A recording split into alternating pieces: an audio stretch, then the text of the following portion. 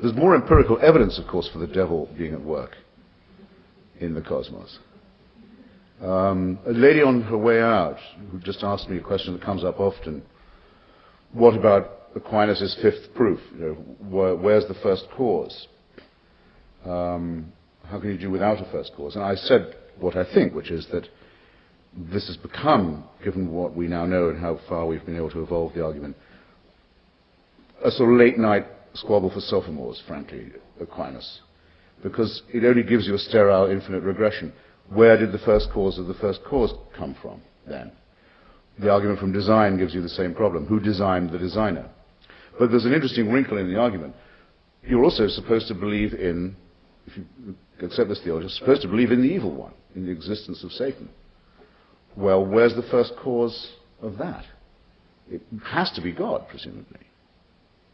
Well, again, not my problem, but I'm glad it isn't. Who designed hell? It might be thought wrong if I pointed to questioners in that I could have, for all you know, planted members of my immediate... That's okay. Go ahead. You can go if you don't think it's invidious, then... No, it's fine. Okay.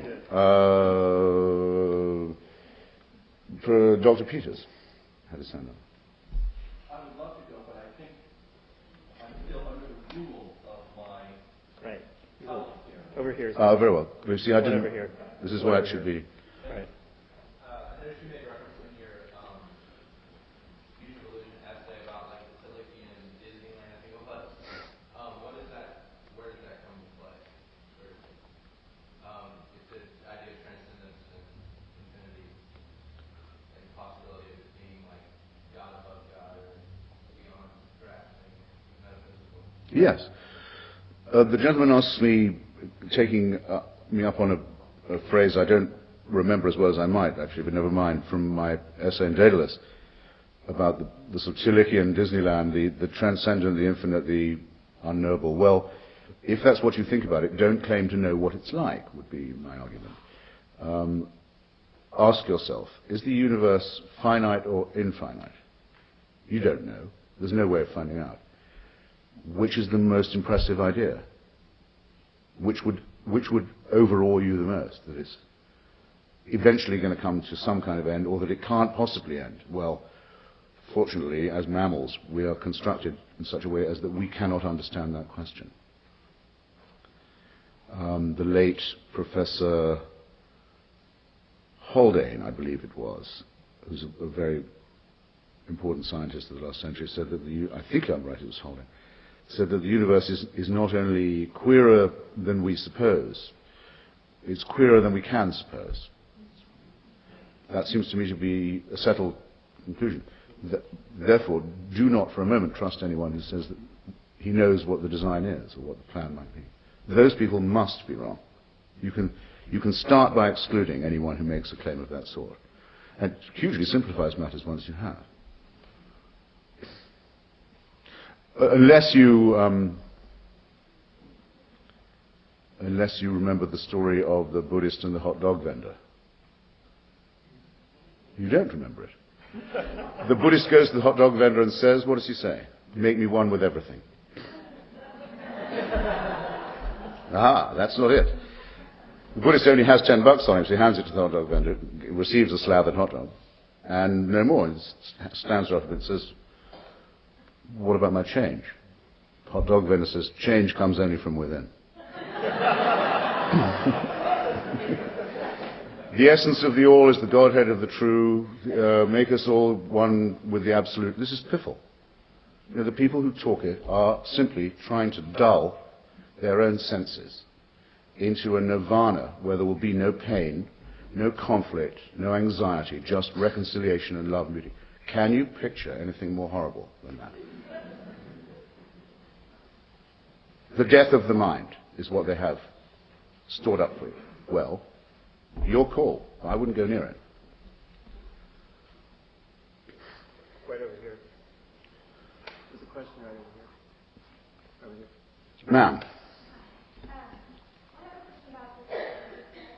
About the... Yes.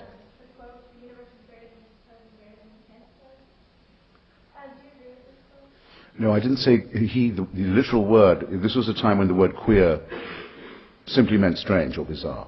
He said it's not greater than we can suppose, queerer than we can suppose. Okay, well, do you agree with that statement? Yes. Okay, so, but wouldn't that leave room for the possibility of a God or a possibility of design, other than science or other than anything that we can possibly grasp? Okay. The lady asks me if it's true that the universe is beyond our, or the cosmos, let's say, is beyond our own mammalian comprehension. Doesn't that mean that there could, after all, be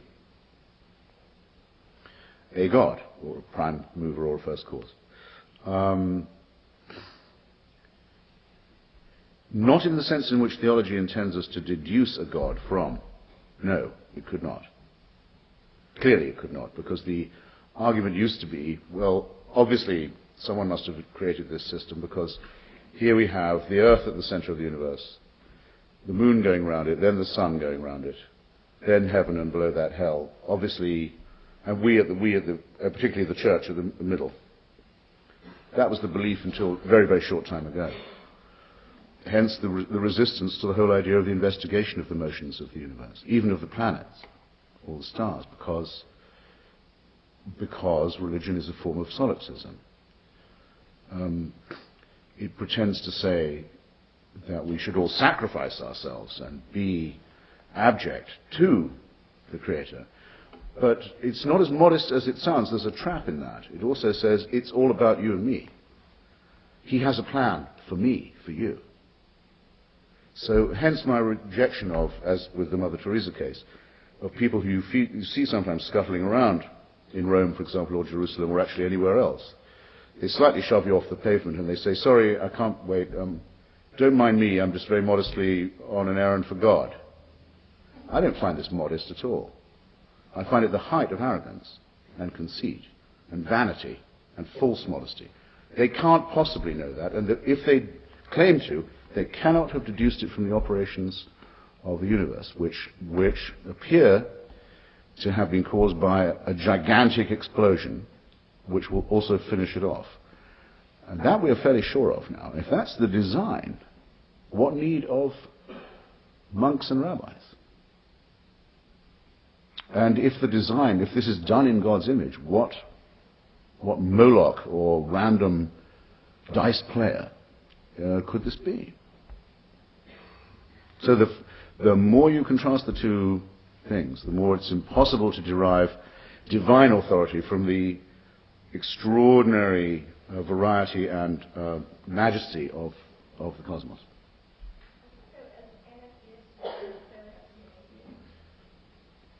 Oh, it's yes.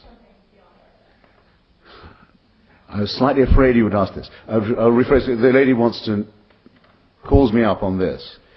Do I have to be an atheist to be an anti-theist? In theory, not. No. You could say there better not be one, or you can say what you would think of the one who would have to be discovered by it. So ontologically, you could be dealing with an enemy rather than a non-entity. And I would, in that case, take the Miltonian line. I would be of the devil's party. I wouldn't worship it. I wouldn't agree to be bound by it. I wouldn't become one of the serfs. But I am relieved on the whole to think that there is absolutely no evidence at all of any divine plan.